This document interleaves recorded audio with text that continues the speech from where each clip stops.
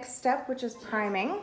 For priming the eyelashes, what you'll need is you will need your primer, you will need your spoolie, and you will need 2 micro swabs. Now, I always give the primer a little tiny shake. You don't need to go too crazy, it is a liquid. To also prime the lashes, if you wanted to use your own, you can use 10 parts distilled water with 1 drop of 70% alcohol. Now, most primers are alcohol based, and it's a good mixture for the clients. Let's see if I can get this here.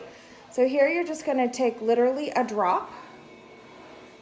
I don't know if you can see that there. So there's just a drop. Now there's nothing excessive, there's no drips. You want to make sure that you don't have anything, it's not too much. Too much can get into the client's eye. So now what we're going to do is you'll put the cover back on, of course. So what you'll start to do is on the outer, you're just going to stroke each lash upward, and what that's going to do is it's going to remove any proteins, any leftover makeup residue,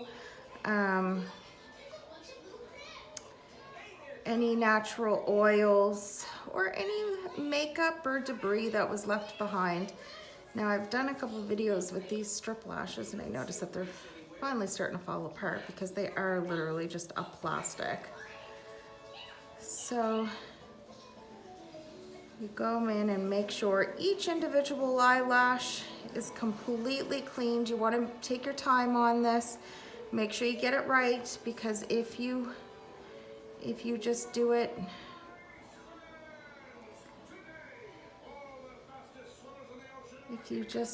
and not get it all, and then just go back and forth, what can happen is you can leave some residues behind, which could be leftover makeup. It could be leftover makeup, sleep, oils, anything like that.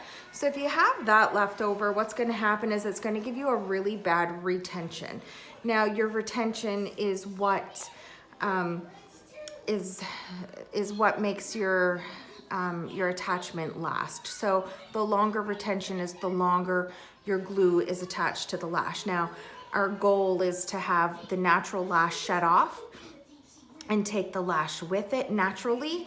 You don't want it to be because there was a dirty lash underneath of the glue, and because there was a dirty lash under the glue, it ended up prematurely falling off. So then you would just take your spoolie, you would nicely comb them out, and then you would just let them dry.